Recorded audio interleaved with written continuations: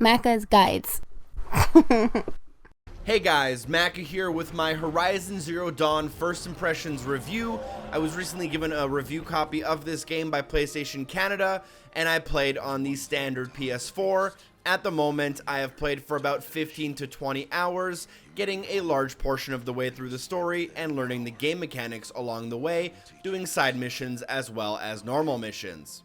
Although I'm not yet done the game, I wanted to share my impressions with you guys who are still on the fence, and the good news is that this is a great game. So right off the bat, you don't need to be a genius to see that this is probably the prettiest game ever released on consoles. I would imagine if you have a PS4 Pro and a 4K TV, it looks even better. On top of that, it also has really great audio design as well, and a surprisingly engaging story that makes a lot of sense.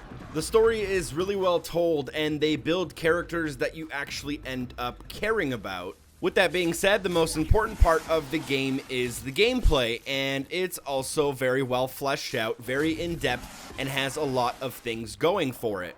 I would say that some of the standouts are the wide variety of weapons you get at your disposal, which all act and behave differently and should be used in different scenarios.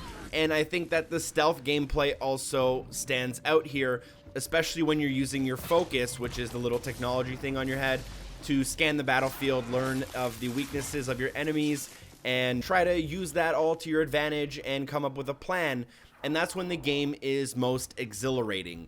When you try to plan something and then you go and you see what happens, you react, and you use all those weapons, all those traps, and everything you've learned to try to survive, which is no joke. This game is quite tough.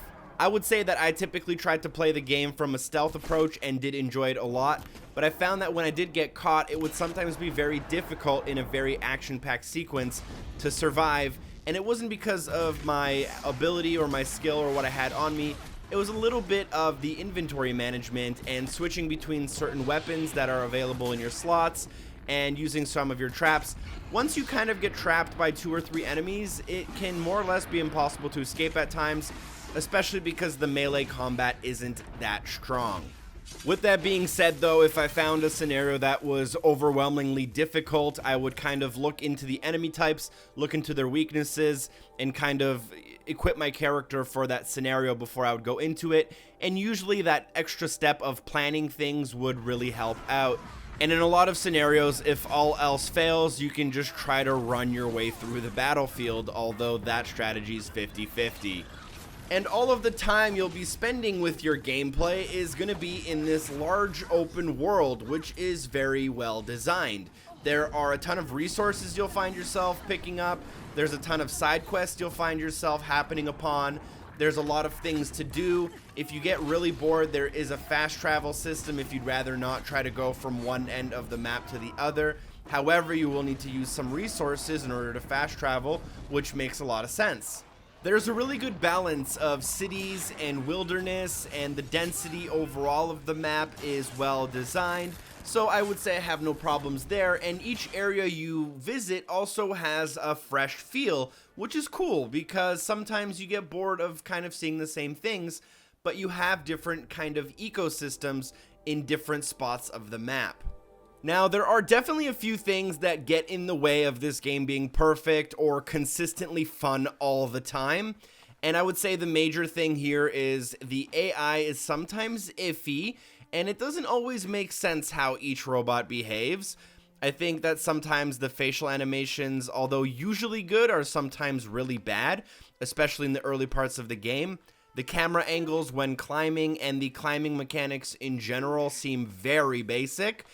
And the heads-up display and all the information showing up on screen is extremely overwhelming, and at times it feels as though 60 to 80% of your screen is being taken up by text or information that you don't really need at that moment.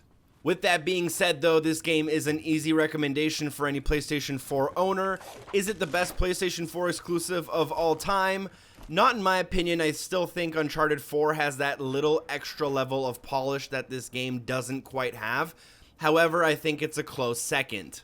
The story, graphics, and gameplay are great, and I think for the vast majority of people, those will outweigh the small issues the game has.